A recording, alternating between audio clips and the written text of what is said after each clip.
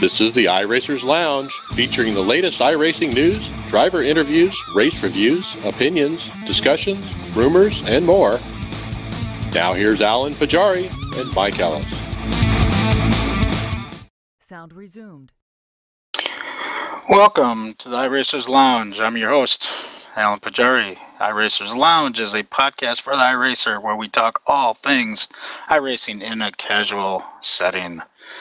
Today with us, we have Mike Ellis and Carlos Fonseca as usual. And then from Elite Championship Racing, we have Luis Salmaso, John Schweikert, and Michael Kenner.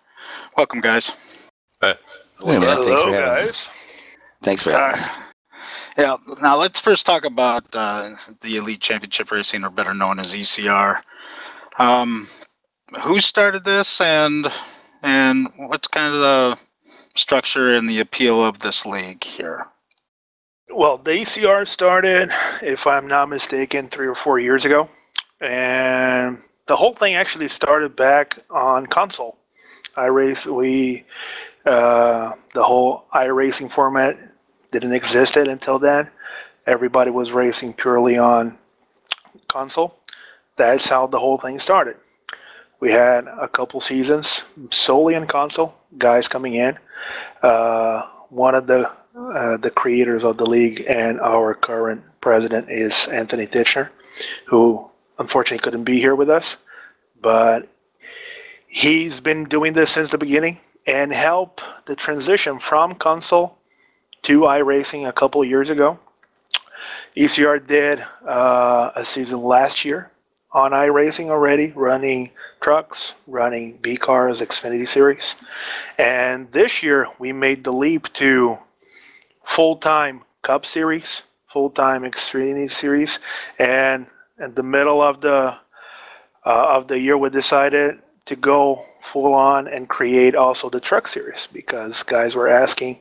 A lot of people love the trucks, like the setups, and wanted to race. So today, ECR basically has 4 series running simultaneously. We still have our console series, plus the trucks, the Xfinity, and the Cup series. So our console runs every Sunday night. Xfinity series runs Monday nights with a fixed setup for iRacing. Cups will run Tuesday nights with open settings, and the trucks will run on Wednesdays, also with the fixed setting. We have about 55 to 75 drivers, depending if we count everything from console to trucks. Guys running all 3 series, guys running all 4 series, depending on the time.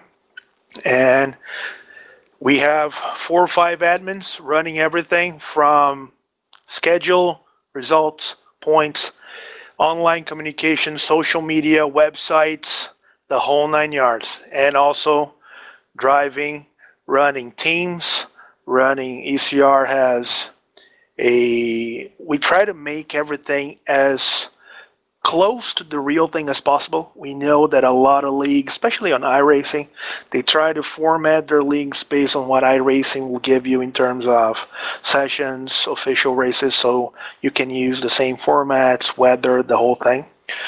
At ECR, we try to come as close as we can to the real thing. So we develop a payout system using ECR funds, that we call it. We have team structure, so you can join the league, and then you can choose to either join a team or create your own team, just like in real thing.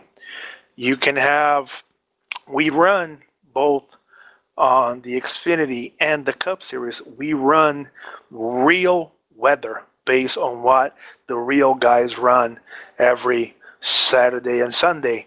We wait until the green flag drops for the Xfinity and the Cup Series to see what is the weather conditions, if it's cloudy, if it's sunny, track temps, the whole thing, and we simulate that into iRacing. So it gives our guys a little bit of a twist. Guys that are normally running NIS races, A Opens, B Fix, the whole thing, they need to deal with that little thing. Interesting, because that is one thing I did notice, that in your last race, it was scheduled for a night race, but then you guys ran daytime since Charlotte actually ran the day afterwards. Exactly. It's one of those things that we need. It brings a little bit of a work for us admins to make sure that we are on top of the game and don't lose anything, but it's one of those things. If it happens in real life, if it changes for us. So we were, a couple of weeks back, we were concerned, I think it was at Dover, that they had that possibility of a hurricane, something that the race, people thought that the race might be even postponed to Monday or Tuesday. Then we're like, okay, what are we going to do? We run on Tuesdays, and then what? So, but normally we wait, and if they change, we change. And sometimes our attempts are going to be exactly like NIS Ray Opens. Sometimes we can have a 20-degree difference like we had in Dover. iRacing had around 85 degrees of temperature. We ran with 65, which is crazy.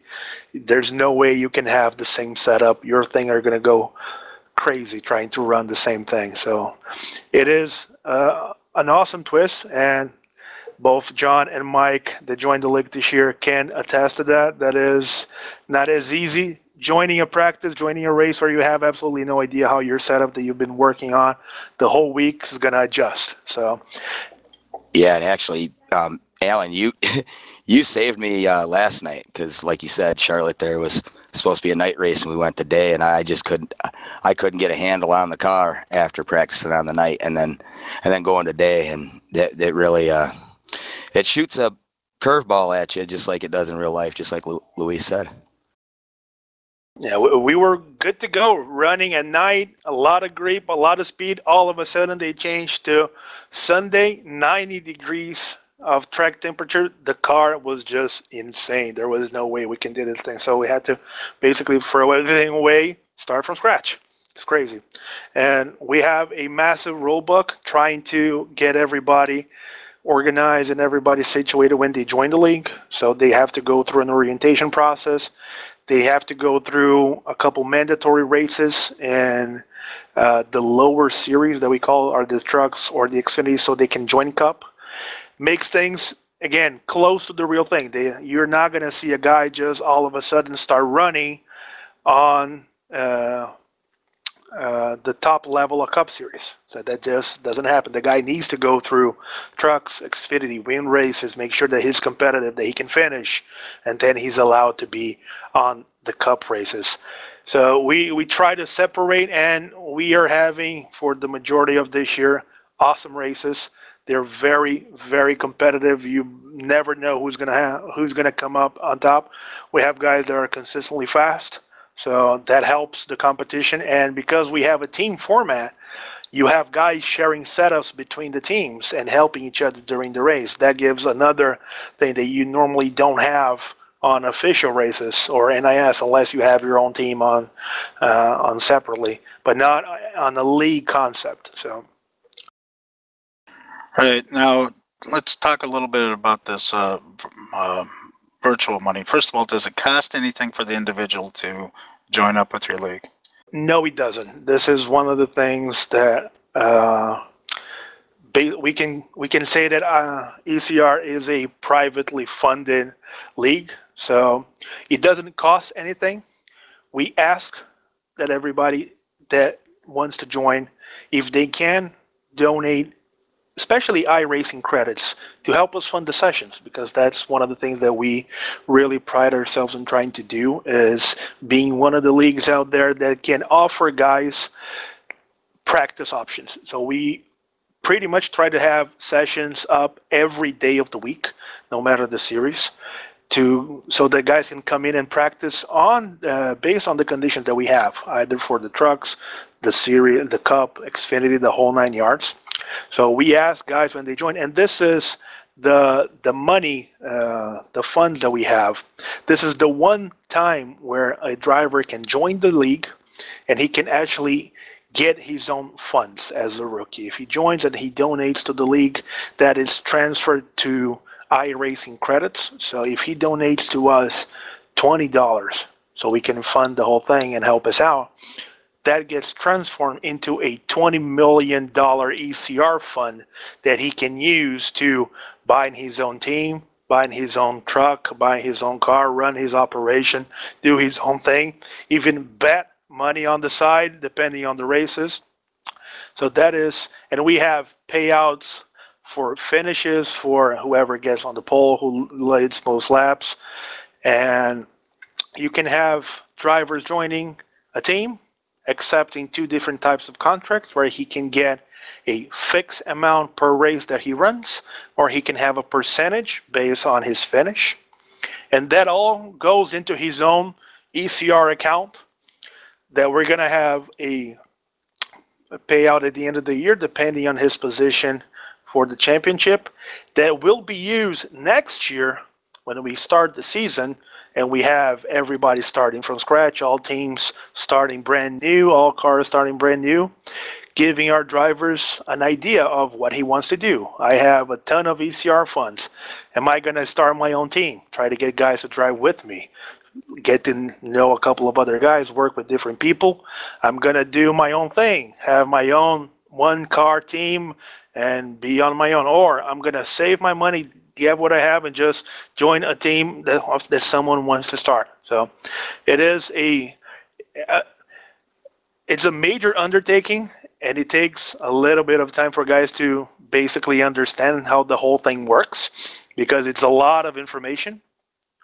But once everybody's situated and they understand how it works, it's a blast, because then you see guys really understanding the whole concept, wanting to be up top, wanting to be in better positions to get more money, to get funds, to be able to do a lot of things. And once you understand how it works, you really see how close it is to a real thing. So you can see a team that has a lot of cars, has a lot of things, how different it is from a single car team that has to do pretty much everything on their own. So when you have 3, 4, 5 guys on a team sharing setups, normally those guys are going to be faster. So it's very close. It's very close to real life. It really, really helps. You get that feeling of, if I cannot be driving the real thing, this is as close as I'm going to get.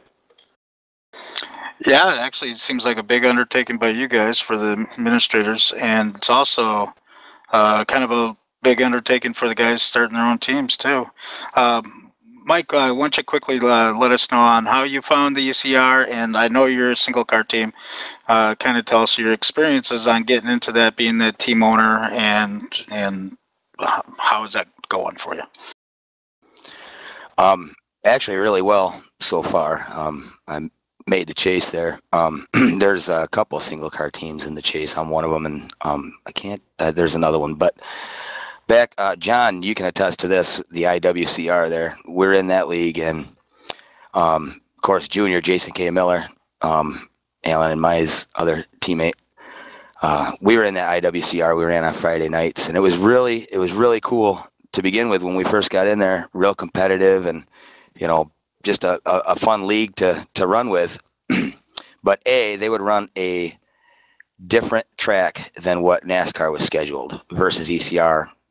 They run the schedule that NASCAR runs, and a lot of other leagues do too. But the IWCR was different. They ran like, Charlotte when we'd be at Talladega, or they'd, so you had that one more setup that you had to work on versus all the work that everybody puts in NIS and A opens and whatnot.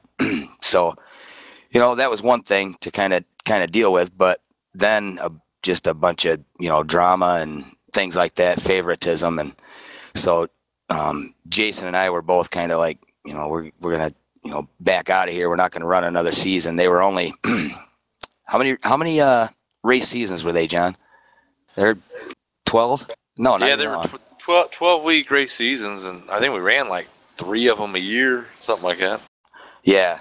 So, at the end of the season, both Jason and I were, before the end of the season, because everything was happening and just the racing went downhill, a lot of arguing and whatnot, we just said, well, we're not gonna run for another season. So we both kind of just started searching around, and on Facebook, there's iRacing Leagues, I think, is one page, that group that I check out, and I kept seeing this advertisement or postings from this ECR, and it just looked cool, the things they were doing. And I contacted Anthony Titchener, I believe it was, and they brought me into a team speak to talk to me, kind of like an interview, which was cool.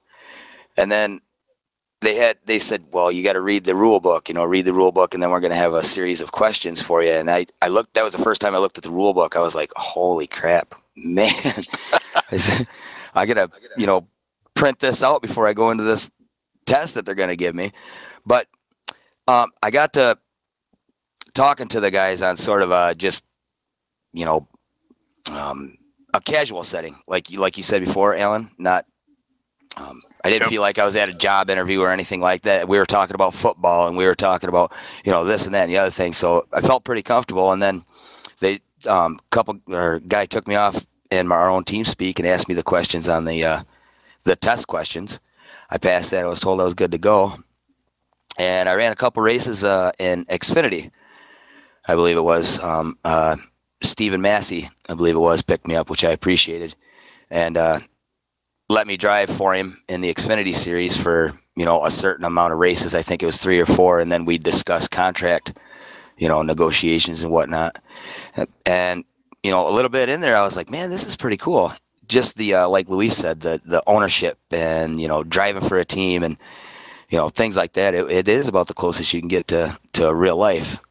So then, of course, Alan, you and I are part of One Up Motorsports, and as far as sharing setups and stuff like that, we because of Tyler Hudson being in the Peak Antifreeze series, that's kind of a no-no. But I did want to run Cup.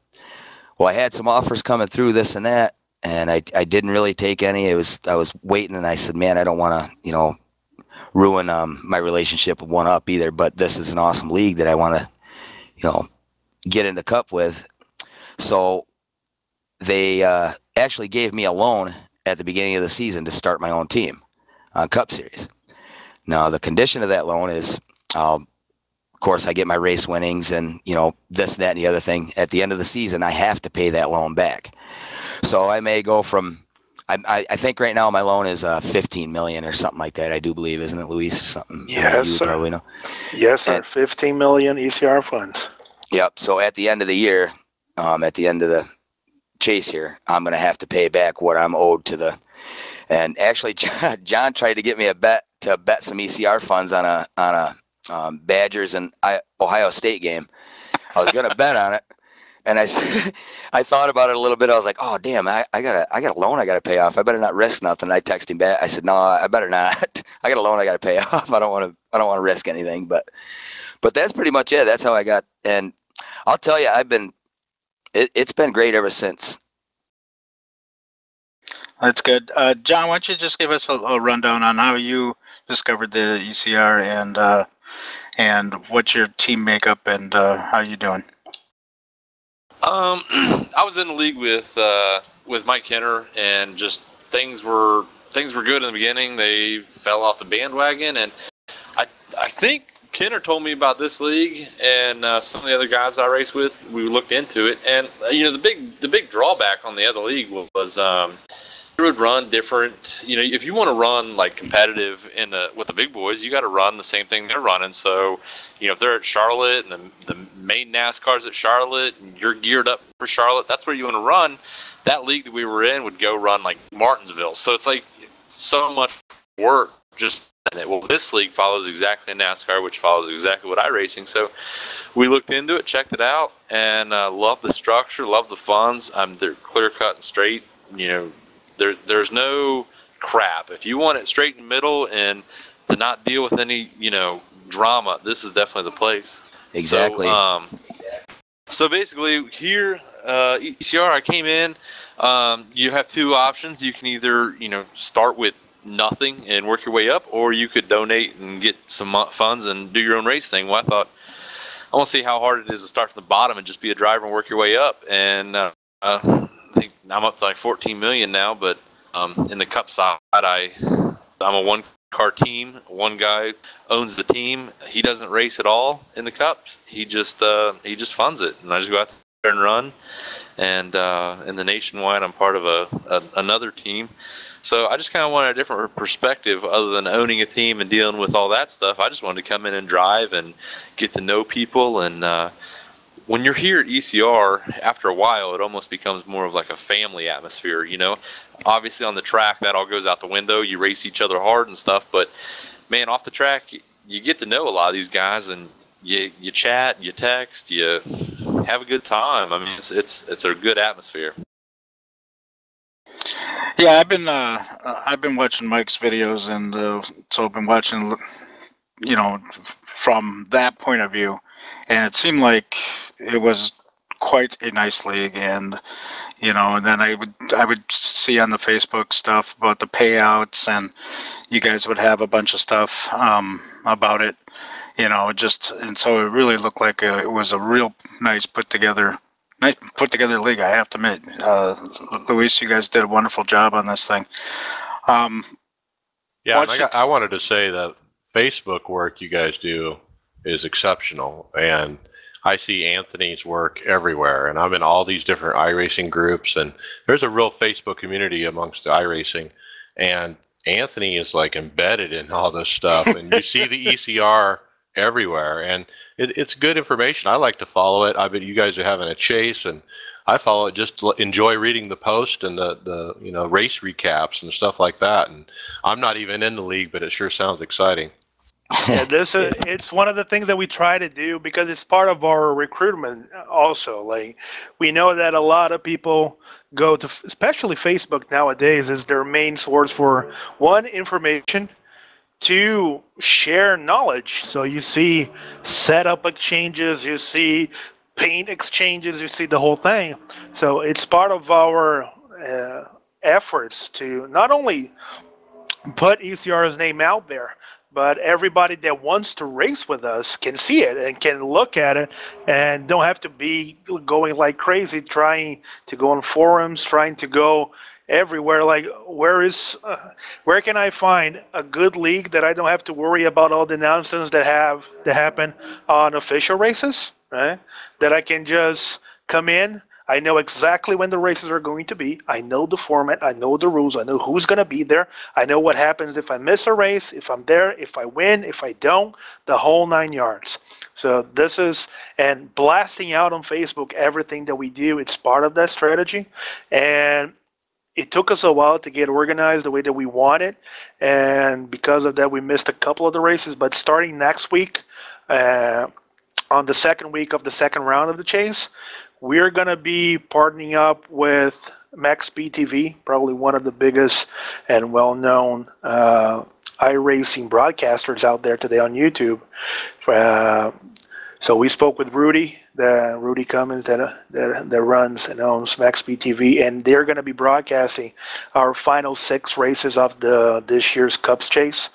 So everybody that is listening and let me check it out, I want to see more, and never had an opportunity to watch a race, next week, tune in Tuesday 9:30 at MaxSpeed TV. You're going to be able to actually enjoy and see what an actual ECR race is all about, what happens, how guys run side by side, very competitive, nose to tail. So it took us a while to get there, but now things are starting to shape up the way that we want it to. So hopefully this is going to be one of those years that everything works out the way it is. By next year, we're going to have the format that we wanted, with more people that we can actually. We said it all along. Our goal is for all 3 series on iRacing that we have more guys wanting to race that the room is capable of hosting. So if we can have a race where we have qualified go or go homers, the whole thing, that's our goal, to eventually get to that level, to get to that point. So it's possible. It's possible. Why don't you talk a little bit about your partnership with Autism Awareness? I'll let Mike introduce that topic because he's the one that brought this to us. So if he can bring out the backstory. Yeah, absolutely. Of course, I had been in the ECR for a while, and the structure, and I started to feel like you start to know, like John said, you start to get to know people, and you start to talk on a personal level and things like that. Of course, Stephen Massey actually said, it'd be cool to do an autism awareness race or something like that for your granddaughter, because everybody knew how passionate I was about that. Of course, Alan, you ran, John, that race we had back in April that we raised like $1,400 for autism awareness. And it was called the iRace for Autism Rail-In 300 at Atlanta, which John almost won. And I actually wrecked and brought out the caution, which finished the race, and Adam Benefield won it. But it was an awesome race. We raised $1,400 for the Autism Society, and but Stephen Massey was saying, we should do something for that, And I thought, man, that's cool. And talking to Anthony, and he said, yeah, and Luis, and yeah, man, that'd be. And I couldn't believe like the effort that went into it. I was expecting just like a quick race, autism awareness, with the social media stuff like Louise was talking about. Okay, get out there, and it was awesome. The paint schemes that came out, I couldn't believe what I was seeing there. The paint schemes that came out, every driver had, well, Luis actually, I think you did most of the paint schemes for everybody. Yeah, I did 95% of them. Yeah, absolutely. And I mean, like I said, I couldn't believe what I was seeing as far as the whole league was buying in on this something that I was passionate about. And here I am, I'm a rookie. I had only started, I had started back in, I think you guys were running your All-Star race, as a matter of fact, Charlotte. Yep. So I hadn't been in, and I couldn't believe the amount of compassion and the amount of work that was going into this. My wife and I were both like, this is unbelievable. And we ran that race, and I had actually won the first Michigan race we were in, and I was hoping to win this one. I finished second. Anthony went on to win it, but I just couldn't believe the support and the whole league. The whole league, not just one or two people having something going on, but the whole league, and it was awesome. Yeah, Mike brought this subject to us, and we were like the guy said, we try to make this environment as friendly as possible to everybody, because no one will go to a place that they don't like. So the better the environment, more people want to be there. More people want to be there all the time, and we're just going to grow out of that thing. So, and when he brought this idea to us, it was like, why not? It's such an important topic that is not talked about the way it should. The more people getting in contact with this and understand how difficult it is to either live or have someone in your family, friends, that suffers from something like that, the matter. So why not doing it? We had a blast trying to outdo ourselves with paint scheme ideas, with pictures, with the whole thing. Awesome. Like posting to everybody, look, I'm running the best looking car on the race. Look, go see, check on Facebook. I have more clicks than you did, the whole 9 yards. And that led a couple weeks ago to an initiative that Mike had been working on separately, also on through Facebook, the whole thing about trying, again, raising awareness for autism. So through a page called iRace for Autism. And we decided, he brought the idea to us, look, guys, you've been doing such a good job helping me out on this. Don't you guys want to come in as an official partner to what we're trying to do? And we'll go from there, trying to raise not only awareness everywhere that we can, and I think now we're going to go even beyond just autism. We're going to go iRace for awareness in general, because there are a lot more people out there with a lot of difficult things going on in their life, and the more that we can help talk about, raise awareness, just bring attention to it, the better. More people are going to benefit from that. So he said, the moment he said, I would really like you guys to be our partners in this, we said yes right away. So we renamed our chase this year because of the success that we had, and also because of what Mike did, his whole family. We we rebranded our chase for this year to be the ECR Cup Series Chase for Autism Awareness. So this is how everybody's going to be knowing our chase, the champion of the ECR Cup for Autism Awareness. Is going to be branded forever with that name. So and let me I'm going to elaborate a little bit on this, and of course, Alan, and all of us here know, here not too long ago, I lost my granddaughter Raylan, which that race was done for. That was something passionate to me, autism, and because of my granddaughter. Before, it was just it was something you saw, man, that, because NASCAR does a lot with autism. So before, it was like just a word or whatever. Oh man, they got autism. You didn't even really know anything. But then when we were affected with it, it became passionate, and that's when we did that race back in April. And then, of course, the ECR did that race at Michigan, which was awesome with the paint schemes and this and that and the other thing. And then, of course, I lost my granddaughter due to a febrile seizure, which it was it was absolutely the worst day of my entire life, and I have never ever lost anyone that close, and I've lost some close people. And of course, you guys all know how close she was, how much she meant to my wife and I, just by the things we would do and just talk about, and and I gotta say that when things happened, of course, there's people that I know would be there for me, my family, my friends here. I had no idea the support I would get from the iRacing community, ECR especially, but Bradley, the paint schemes started coming in on Facebook. The IRL, Alan, they I got to mention them. I mean, there are so many people I want to thank, and I just can't. That made it.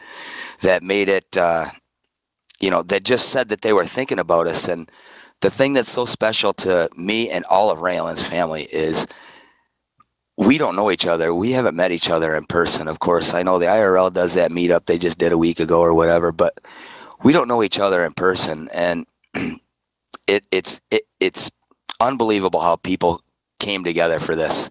And I remember when Christopher Perryman died, and they had that post and everything, and I thought, yep. Yeah, I thought that was cool. I said, man, look at this. That's pretty cool.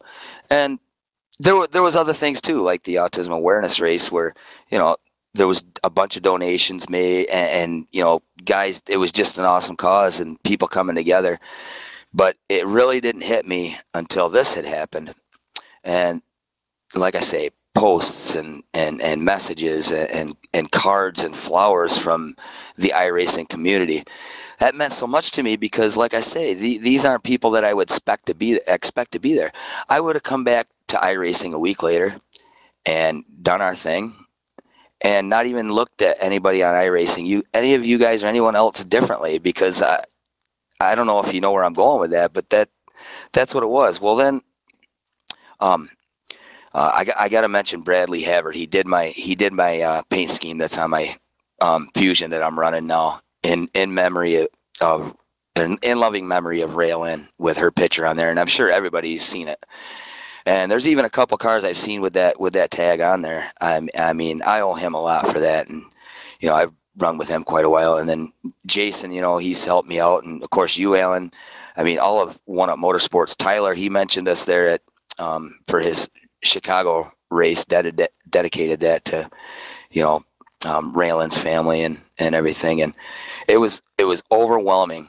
And for me, at first, it was just me that was overwhelmed, and then as the rest of the family was seeing these things come through with the paint schemes, which were unbelievable. I mean, I couldn't believe some of the stuff I was seeing, and it would bring a smile to your face at a point in your life. You can't think you can get any sadder, or it can't get any worse.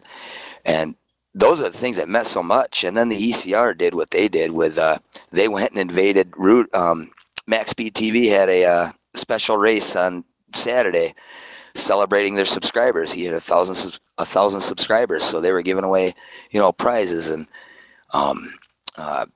ECR went in there with these Cadillacs, and they just they invaded it with. Yeah, we had pictures. 12 guys with the same paint scheme, all dedicated to Mike's Grand Darner.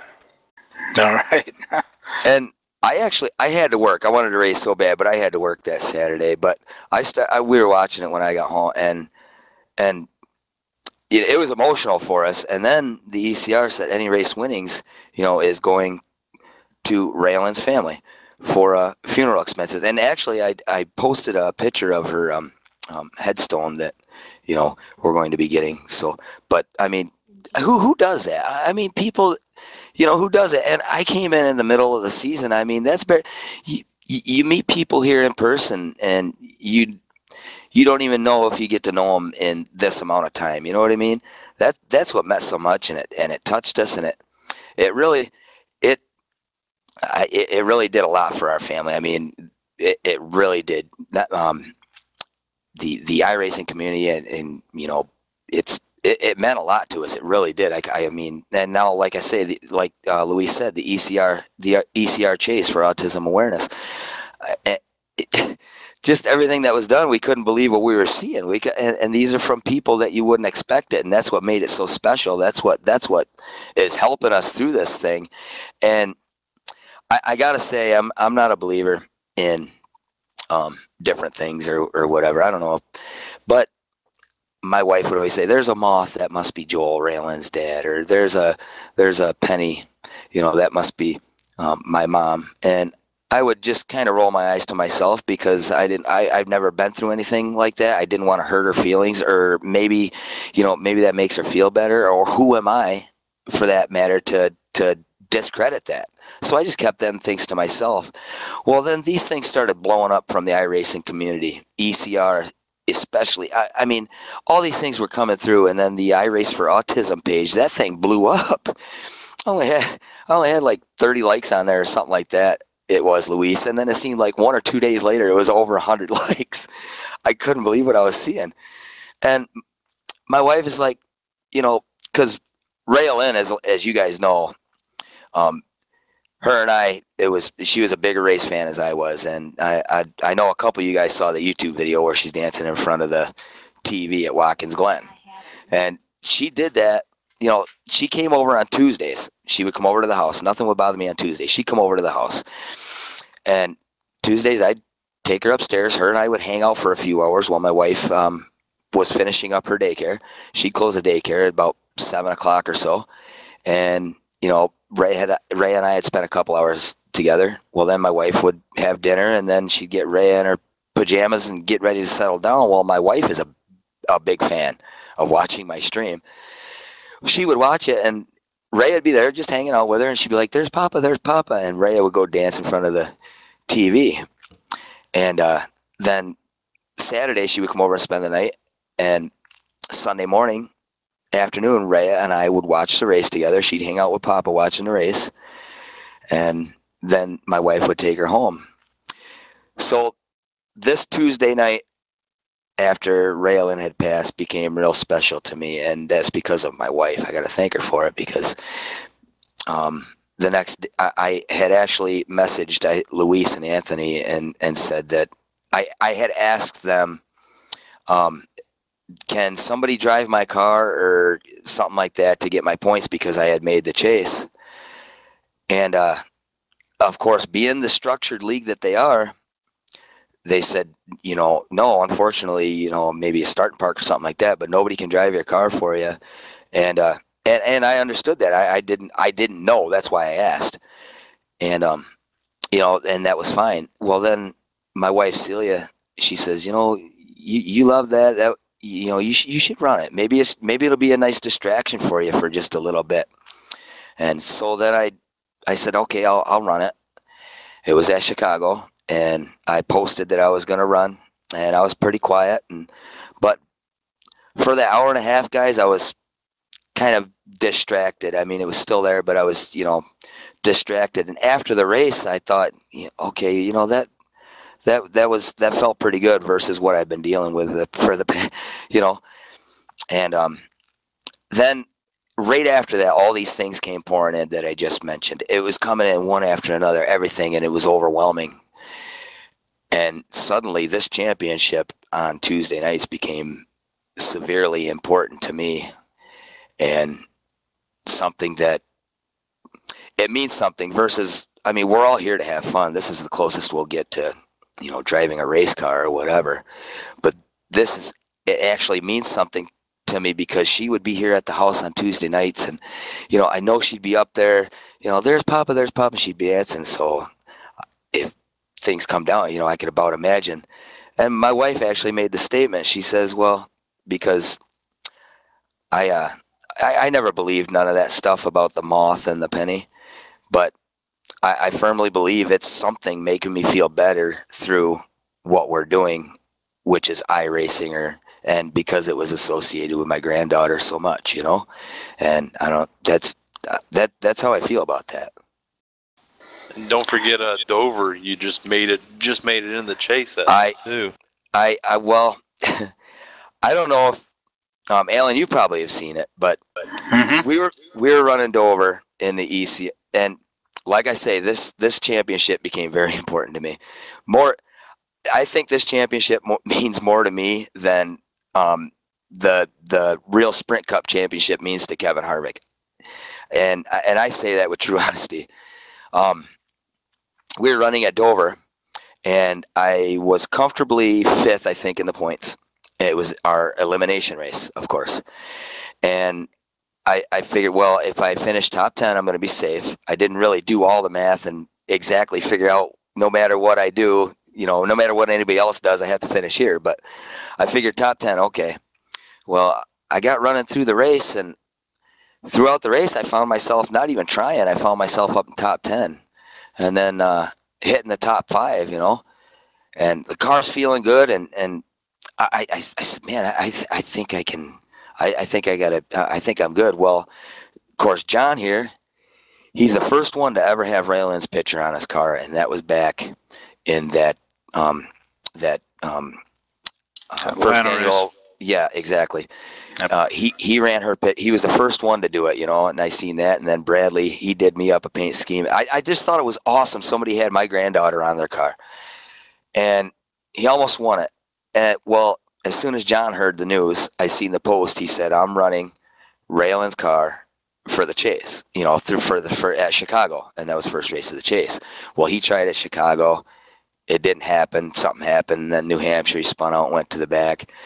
So here's John Schweikert at Dover leading the race.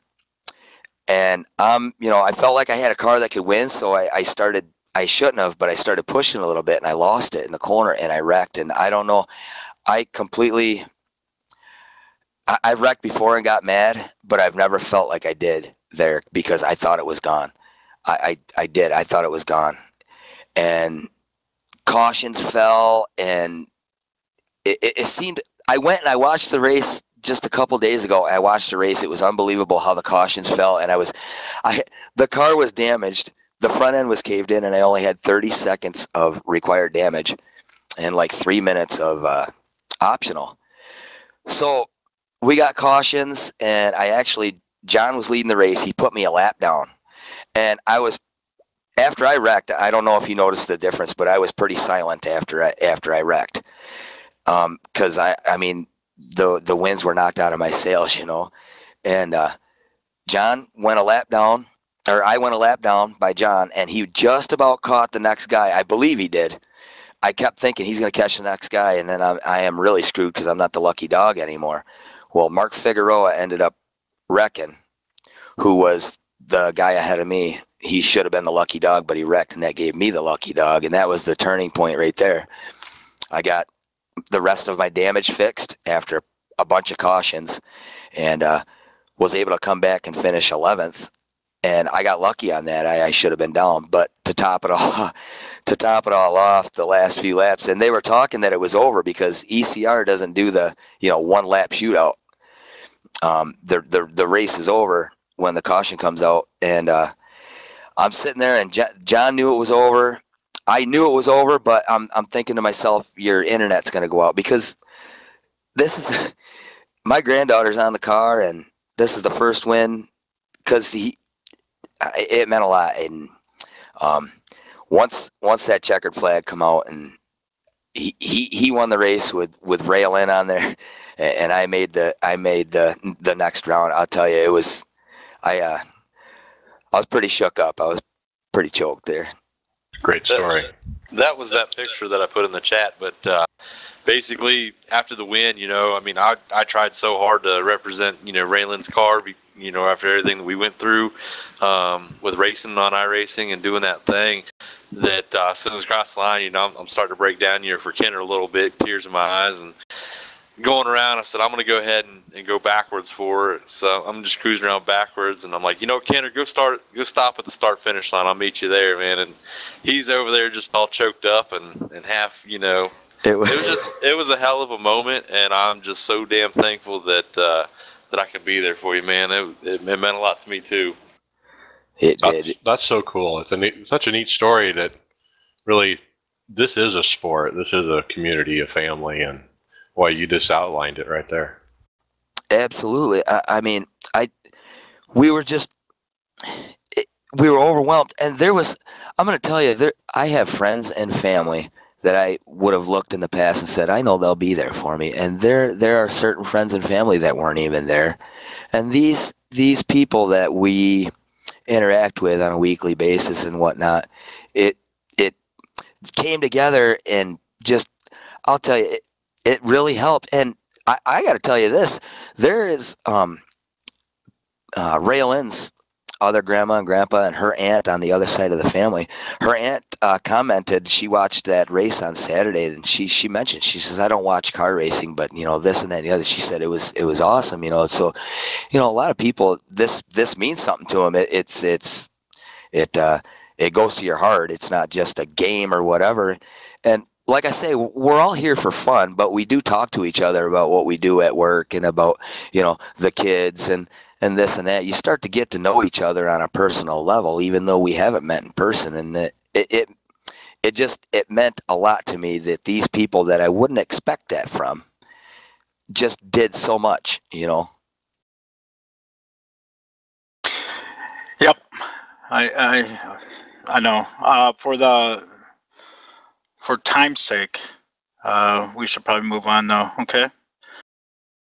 Yeah. Anybody that wants to know more about that story, want to know more about ECR, come check us out. ECRleague.com. Check us for ECR_league on Facebook. And watch MaxSpeed TV next Tuesday night at 9:30 to watch one of the races. If you want to come, check us out. Please feel free. That would be the next 6 Tuesday nights, correct? Yes. We started Kansas, so we're going to do Kansas, Vega, Martinsville, Texas, Phoenix, and Miami. So the final race is the conclusion of this year's championship. You guys are going to be able to watch full. So we're planning on putting on a show for everybody. So a lot of good paint schemes, a lot of cars, a lot of competition, a lot of stories. So if you like good racing, if you like good fun, come check us out. It's going to be a blast. All right. Let's move on to the NIS. I'm not sure if everyone races in it. I know Mike does. I know John does. But let's talk a little bit about Dover and kind of how we felt, how the NIS races went for the Dover week. Ellis, why don't you kind of say a little bit? Well, bad week for me. Drop week with only 67 points in the Open. Same as the spring race. It was also a drop week there, too. I don't know what I need to do different, but Dover is just not my track. Yeah, it seems to be John's track. John, do you run NIS as much? Yeah, I sure do. How'd you do at Dover? I'm pulling up my career stats. I thought I did pretty well. Give me just a second here. I'll pull it on up. Dover was a lot of fun. I remember running it, and I was really, really fast short run. I mean, like, unbelievably fast short run. But I died on the long run because with this new build, just came out right before Dover, you really got to manage tires. Like, you can go out there and just burn them up, and then all of a sudden, you may pull it out 3-4 seconds on somebody, but about 20 laps later, here they come, just steamroll you. Yeah, fall off is just way big. Okay, NIS, I finished 7th. No, that's NIS. I finished 7th. Started 28th. Not bad. Yeah, pretty good. Yeah, you seem to be running pretty well. Yeah, I actually thought the Dover racing was pretty decent this time around compared to some of the other times that we run the NIS Dover. For the most part, it seemed to be that with the new dynamic tracks, with the tire fall off, and we'll talk a little bit about tire wear later. But with the new tire fall off, it just seems to be that people are not as wild anymore, especially at a place like Dover was, to me. And there isn't just that one line anymore. You can try different things. And so I thought Dover was pretty good, even though in the open setup I was kind of weirdly taken out. What happened was that Cameron Key got involved in some real bad netcode accident, real bad. He was probably at least a good 10 feet behind the car when it apparently he hit it and so he kind of rolled down your pit road exit and kind of a little bit behind the wall. Didn't really see him. And then Ken Worley, which we all know Ken lost it coming out of 2 there, I believe. And so I went low to duck away from him. And then right before Cameron Key was able to escape out to go back into the pits, apparently I hit him. So I didn't really see him until last minute, and there he was, and holy cow, and so that kind of ruined my race. But that was some real bad netcode. I went back and took a look at it, real bad. Now, did you guys notice, with this new dynamic track, it does lay rubber down. Did you guys notice that the car would change pretty good the longer that the race went on, especially out of 4 and 2, where the track it really got black in the split that I was in 4 and 2, 4 and 2, the exits mainly. It got really dark. Yeah, it did. But I'm still looking for marbles. Has anybody seen marbles?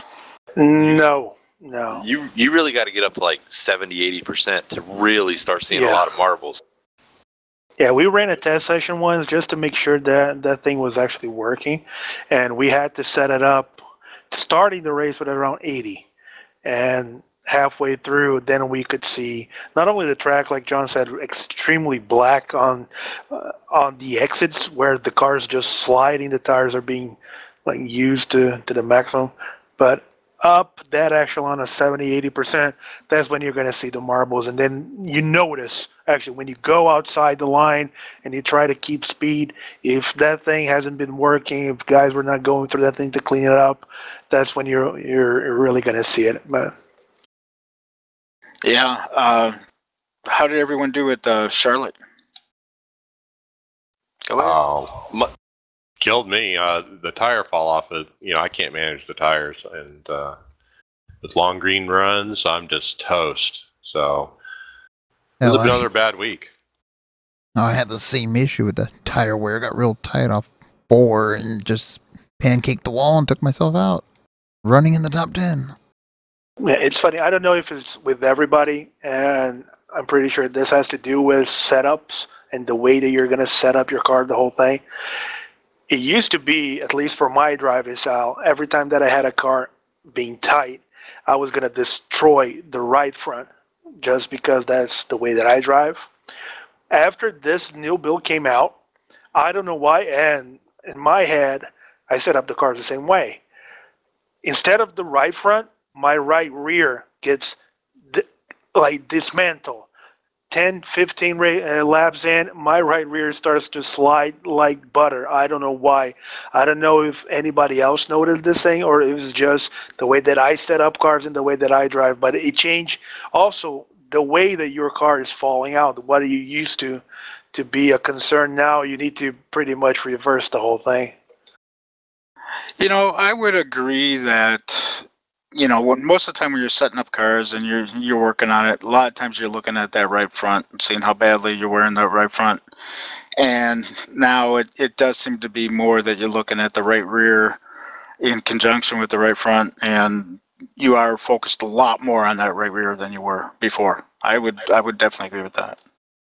My two teammates, I had three in that NIS race. The one won 86 laps led and won it. Keegan did, and then Matt finished sixth, ran up there the whole time. I didn't run Charlotte, but I did a lot of practice, and then in turn, when we went to the ECR race, setting up for night, just like, you know, NIS and A, was feeling really confident. We switch over to day, threw me for a loop because I knew what it would do at night. It would, you know, start tightening up, or, you know, tighten up a lot as the run went on.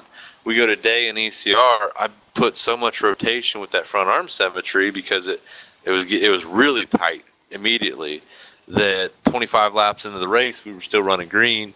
It was so loose, it was wrecking. It just kept getting looser and looser and looser. I was like, man, I'm just going to have to pit. And I said that as I went into one. I'm like, man, I'm just going to have to pit.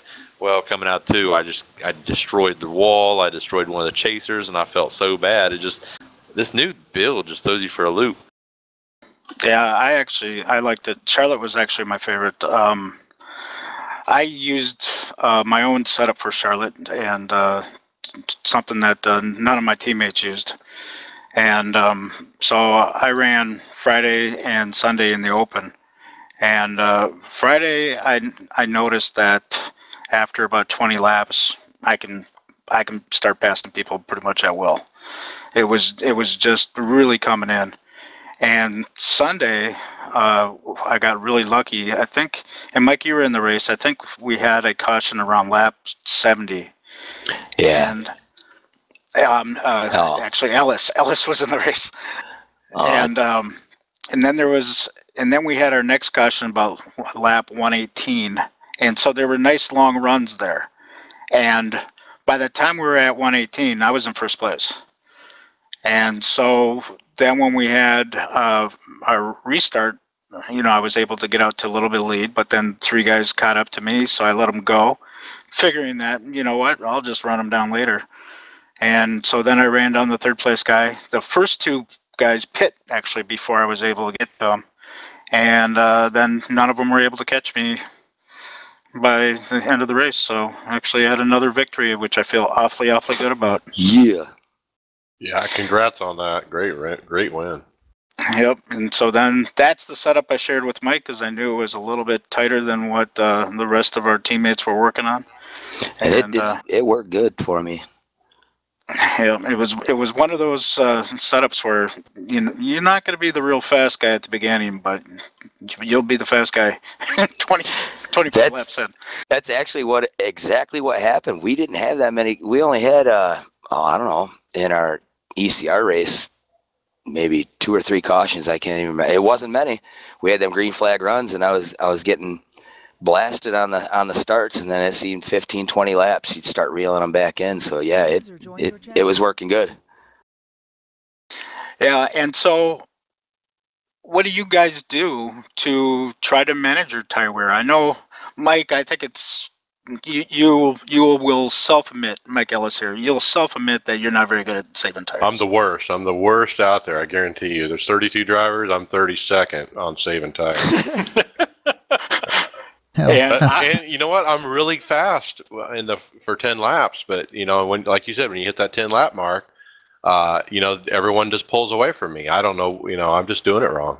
Hell, I couldn't even figure that out at all at Charlotte. I was one of the best cars on a long run at the beginning of the race, but near the end, I just forgot how to save tires or forgot what I'm even doing.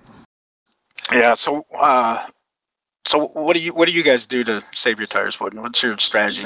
Well, with this new build, like you were talking about earlier, it's no longer one line. So before it was one line. Everybody had to get to one line. And if you drifted up like a half lane and tried to drive in just a little bit straighter and then had that rotation to save that right front, somebody would dive it underneath you instantly. I mean, I'm not talking but a half car length, just a car length at the most. Now you can go in straighter, car length up, have that rotation, and it doesn't affect you. People can't just jam it in there right away unless they way bomb the corner. So I've been kind of running my line for the first couple laps until it spaces out a little bit, and then I might either start backing up the corner just a little bit, half car length here or so, and just move up and drive straighter to save that right front and try not to tear it up. That's what I've kind of been doing. Yeah, pretty much the same thing here. If you don't, this is the dynamic track with the way that you're setting up the car until guys, like I said, until you get a grip on how you need to do it to basically even out both front and back. If you don't back up, if you don't change the way that you're driving, you know what you need to do in terms of a lap for you to do a hot lap, for you to be extremely fast if you want to pull away. But if you don't back off the corners, if you don't lift a little bit off the throttle, if you don't even be like careful what you're doing with your steering wheel, that thing's just going to be destroyed, especially in tracks where we see the tire wear being a critical issue. And we saw that because we ran almost 20 degrees hotter than most guys were running. So we really saw the effects of the dynamic track and the wear on the tires. We were driving around like on ice. The thing was, we were skating around. It was crazy to see 20 laps in, everybody half throttle through the corner, just praying to God that the car was not going to slide. But you had to do it. And if you don't, and it goes from guys to guys. You have guys that they just cannot. They see one guy going faster, they want to go with. So if you don't put that mental thing that I need to back off, get off the gas, lift, otherwise you're not going to be able to save your tires for 30, 40 laps, you're done. You Right. need to change the way you drive. Yeah, and you got to do it from the beginning of the run. It isn't like a decision you can make halfway through and go, "Oh, now I'm going to save my tires." You already shot them. Yep, exactly. So yeah, that's basically the strategy I was doing. Matter of fact, you guys all know turn one at Charlotte, and you got that little hill. I was actually lifting before the little hill. Same here. Same here. In the ECR, I said that I put too much rotation in. I actually had my car set up. It was a lot of fun. It wasn't the correct line, but turn 1 and 2, I would run right around the top. And it was fast. I mean, I was competitive with everybody. Was able to hold my own, actually make time on some people, but in the end, it kept getting looser. It cost me. See, you were too fast. That's the problem. Yep. So, but even with the fix setup too, it's the same type of thing. You gotta, just take it easy on your tires in the first part of the run, just so you can have something at the end. Otherwise, as you know, with the fix setup, they purposely set them up tight so everyone can try to race them, I guess. Right. And I really want to see what this thing's going to happen in Miami, because that is one track that we know that you can run high, mid, and low depending on how you set up.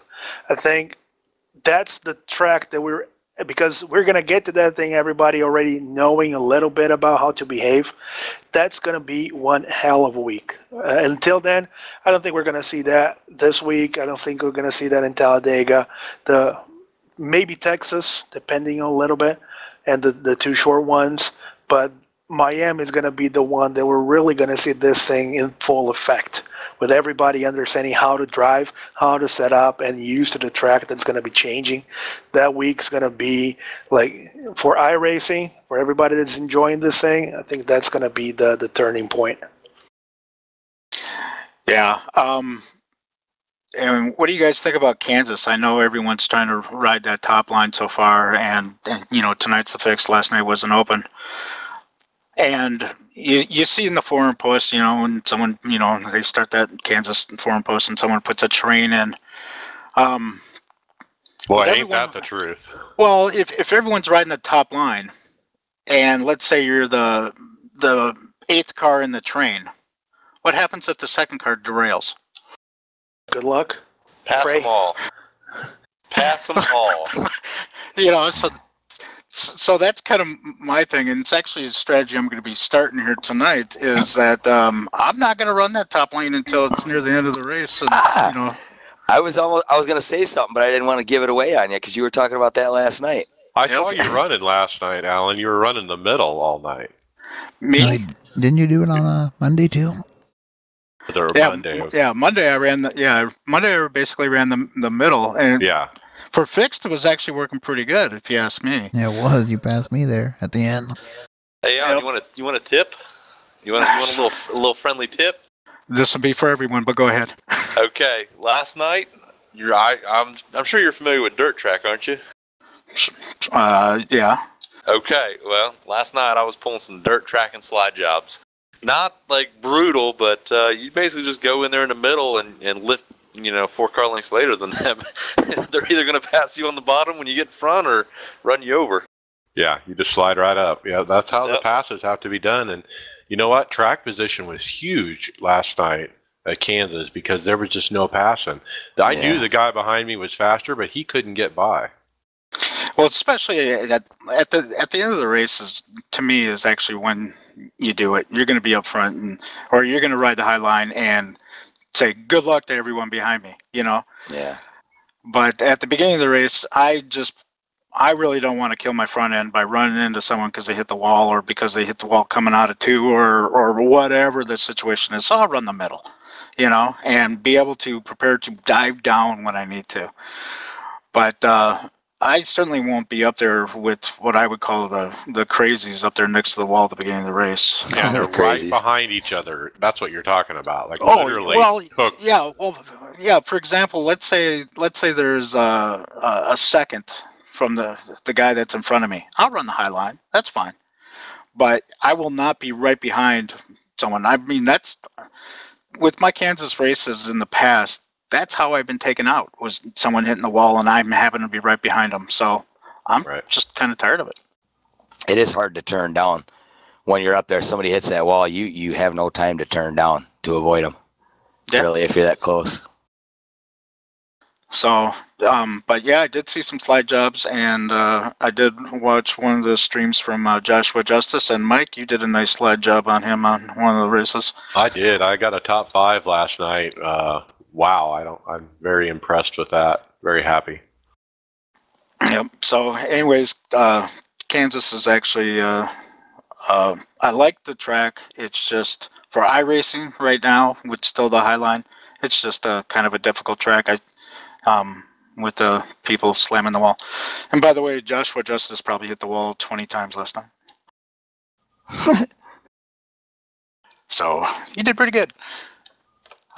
So anyway, that's NIS. We'll go over in some upcoming show on who's leading the points and stuff. I believe Chuck Sween's up on open, and probably Michael Abrams still on fixed. Yes. No change there. No change, and there probably won't be for a while. So let's, in the interest of time here, let's just kind of move down. I just want to just say real quickly, and then I'll let Mike cover whatever he wants to cover here. But last Wednesday, before the Charlotte race, so Wednesday night, my wife surprised me with a brand new wheel. Yay! All right. Oh, hell. And was it really a surprise, or did you? It was a complete surprise until I actually brought the box in from the house, and then I was kind of thinking, this is about wheel size here. So, then I had get the right one. Yes, she did. Awesome. It was one that I was planning to get sometime, and she ended up getting it for me, which is the Thrustmaster T300 RS. Oh, hell. Sweet. That's awesome. And so I moved from the Logitech DFGT, which I'm now going to call a toy. I moved from the toy to an actual decent wheel where it has some great feeling. And so far, I've had great finishes with it: a 7th, a 6th, and a 1st. And so let's hope this type of stuff keeps on going on. But anyways, I would suggest for anybody looking for a wheel, I think it's the best bang for the buck. It's $400. Is it a wider diameter wheel? Maybe a little bit, maybe a little bit, but it feels heavy compared to the toy. Right. What's the name of it? Excuse me? What was the name of it? It's the Thrustmaster T300 RS. Oh, I'm looking here at Inside Sim Racing. Apparently, you can fit different rims to it. Yep, you can put different rims on it and Nice. stuff, but the force feedback is a lot better. It's a lot smoother. It's one of those brushless motors type of deal. Doesn't have the gears, so it's a belt motor actually. And I'm just telling you what a difference. And I never had a G27 or G25, so I really don't know what they feel like. But if they're anything like the DFGT, it's a toy. And this is just a major step up from that. And it's still reasonably priced, I think. So anyway, just want to let people know it's a great wheel. So no more broken paddles. You have to reach in to press the button too. That is correct. No more broken paddles. These things have like real decent paddles. Now, one thing it doesn't have is it doesn't have the shifter that the DFGT has. And so I did have to make the switch to be able to shift with my paddles, but luckily I've done enough road racing where it isn't that big of a deal to remember to do that. But I do kind of miss the shifter a little bit, so I might end up getting one of those. I'm just not sure about it. So anyway, I just want to let everyone know my excitement over my new wheel. Hell yeah. All right. Yeah. Sweet. All right, Mr. Ellis, what else do you want to add to this week's show? Just some news and notes we'll go over briefly. There were a couple builds released October 2nd, October 8th, to address what they called the super grip bug. So it actually got a name. We talked about this on the last episode, but there was a certain thing where you enter the room at a certain time, like 2 minutes before green or something, it would give you super grip. But they fixed it, and that was October 2nd. October 8th, they fixed a different bug where they would basically give different temperatures to different people in the same qualifying session, resulting in some people having faster lap times. So that got addressed. So iRacing's been very busy. Then they got one more bug they called the Team Racing Ping bug. And basically, what that was is when you're in a team race, everyone's view of the sim would be based on the teammate with the worst ping, if that makes sense. So if one guy on your team had a real bad ping, then everyone would see the jumping around. So I can blame Junior for our last race, is what you're saying. All right, but that's been fixed. So kudos to iRacing on getting all those bugs fixed. Some of those were definitely, showstoppers, as they say in the coding world. The next thing I wanted to say is, hey, it's that time of year when people start talking about the road to pro on the oval side and where should that be drawn from. A lot of discussions going on in the forums about that. I kind of laugh out loud about it because I think it needs to be with the NIS, as I've always stated. But now it's currently A fixed, I believe, season 1 and 2. A open, right. So I don't see iRacing changing it, but everyone has an opinion. It's kind of funny to read. First, they need to make the NIS an A series. Well, last time they did it, they actually had like Monza on the schedule. And, come on, Monza? Right. I was one of those guys that ran NIS, and I missed pro by like 3 spots, and I was one of the bigger advocates. We need to go back to the 10-week deal with 2 drops, blah blah blah. Well, now I've changed my tone because it's like when you go back to the 10-week, it's just an all-out go, and everybody does. When you get in those situations, people drive a little bit more stupid than they should, but it's even more chaotic when it's just a 10-week season. I think they should go back to the NIS because it does eliminate a lot of you're going to have people that stick through it the whole time. You might be able to miss a race or 2 for vacations or whatnot, but to me, I think it needs to be back to that schedule. Just it's more endurance and it shows commitment, and then you have people that they'll show up for a little bit and then they'll disappear, and it really weeds a lot of people out. Yeah, I personally think that any series that runs every 2 hours should not be a road to pro. Exactly. There, bingo. Yeah, so, and John, you're right on with what I think too. I think the long 36-week season, hey, you're really going to show some racecraft if you excel through that. So, Well, I think it was 26 weeks, and then then there was like 2 weeks off where they got everything together, and then it was 10 weeks of pro, something like that. Oh yeah, and I still don't mind if they do the 26 weeks for the pro, Right. But leave the open still continue to run through the 36 races. Right. Let everyone else finish off. Yep.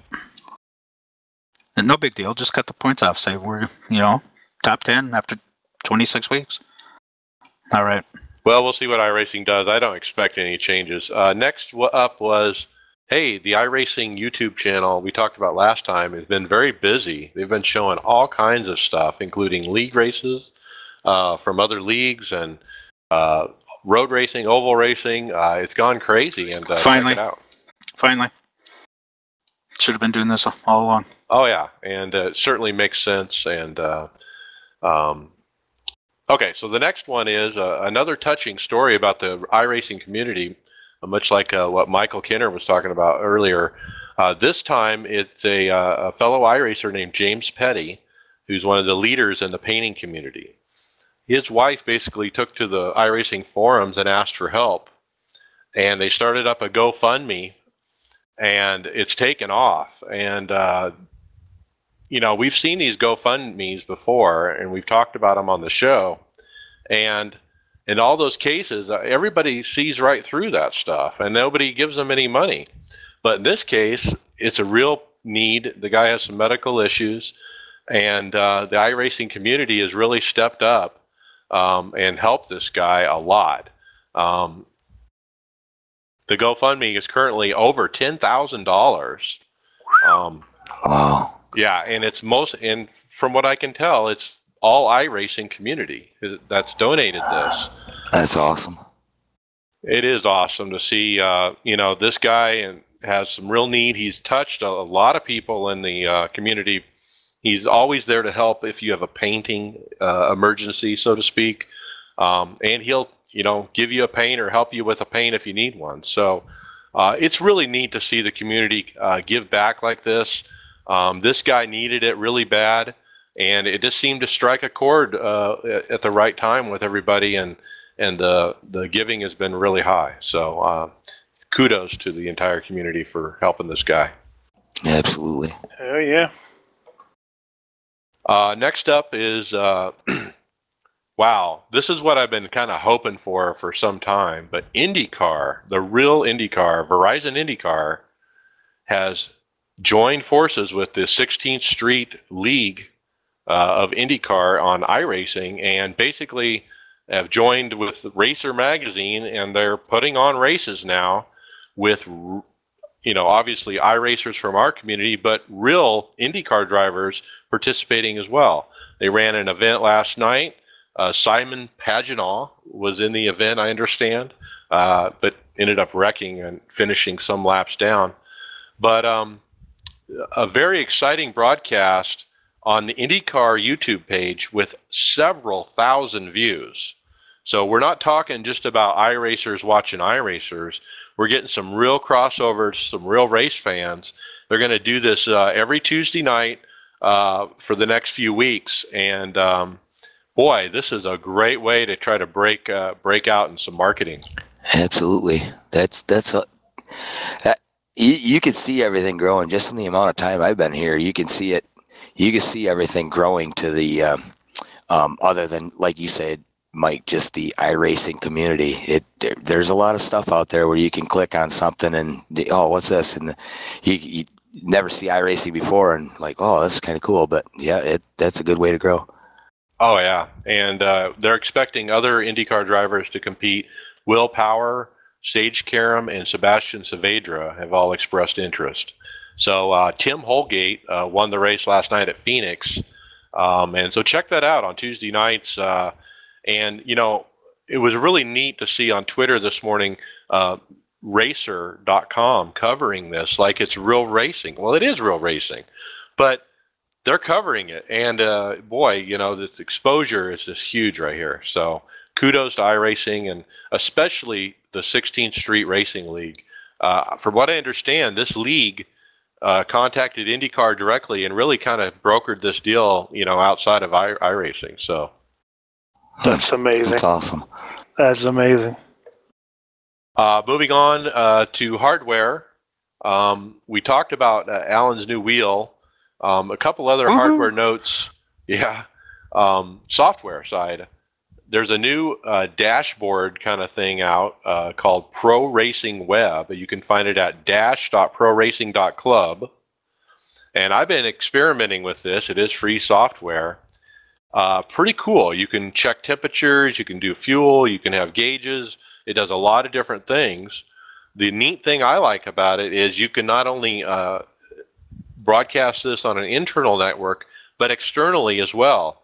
So if you have a crew chief chiefing your car, he could use this software and you could stream the data to him at his location somewhere else. And he could see these gauges, these dashes, and so forth. Really neat. I haven't tried the external part. I've been experimenting with the internal network stuff. But hey, it works good. It doesn't work on iOS devices. Jose, you experimented with it a bit. What do you think? It works at times. There is a little bit buggy at times. I found it disconnects from the server, and it stops transmitting the information from that you're using up to the web server on the other side. But that was but it is iOS, working. right? It's really accurate. I do like the. Well, no, with iOS it's not working at all. This basically is working with a laptop, Right. but with the iOS it will not work one bit for some reason. I don't know why, but it has to do something with the ports and the IP assignment. I don't know why, but there's a conflict with the port assignment in iOS, and it just doesn't want to connect. It doesn't retrieve the information. Right. But check it out. It's pretty cool, and if you're looking for dashboard kind of software, you should check it out. It is new. It's dash.proracing.club. The next thing I want to bring up here is one of our fellow iRacers, Paul Ilbrink from Benelux Club, has resurrected his old iRacing AutoJoin Chrome script.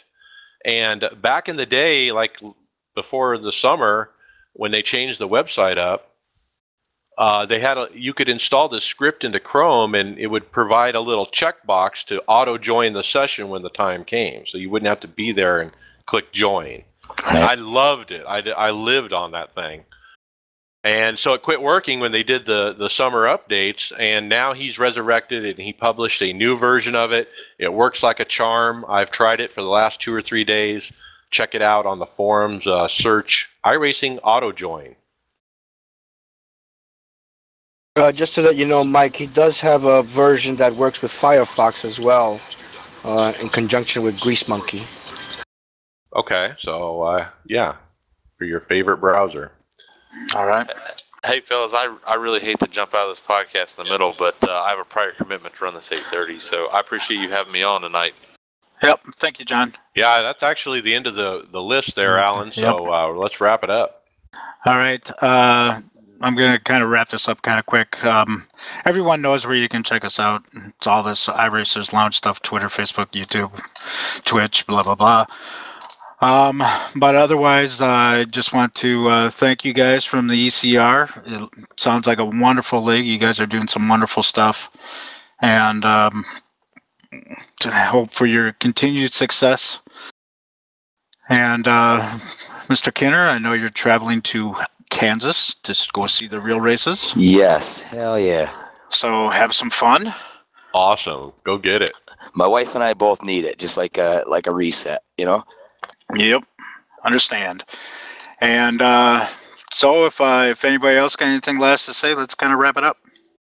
Yeah, I just want to thank you guys for the opportunity to be here, to let everybody know about what we're doing. And once again, come check us out, come join us. And especially this off season, we plan on doing a lot of special races for non-members, for people that want to just have a good time with us, follow our structure, the whole thing. So please stay tuned. We're going to continue to blast social media, Facebook, the whole 9 yards. Invite everybody that wants to come in for good, clean fun. please check us out, ecrleague.com. Thank you guys for a lot for the opportunity for being here. And this is one of those amazing vehicles that a lot of people listen to. So please keep up the good work. This is really amazing to be a part of. Thank you. Yeah, I just want to say thanks, Mike and Carlos. It was fun. And Alan, it's always a pleasure chatting with you, and hope to get to chat with you again sometime. Yep, we will. Yeah, I appreciate you guys having me on, and I just, to the whole iRacing community, is it everything everybody did for my family. I mean, we can't thank you enough. And like I say, it just isn't Michael Kinner, the guy you see on the track, that everybody helped out and brightened the day. It's the entire family, which is so many people, and a lot of you guys were there when our own friends and family, a lot of them weren't. That really meant a lot. And as far as the iRace for Autism page, keep your eyes peeled. There's going to be some some big stuff coming. It's going to go deeper than that. So I got a really strong passion for things to come there. So, but thanks for having me. Yep. All right. That is the end of the show. Thank you very much. See ya. Good night, guys. Have a good evening. Yep. Mike, I kind of thought the name of the show should be The Good. Sound muted.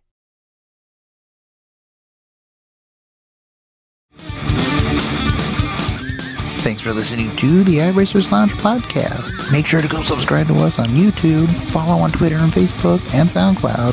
See you on the track.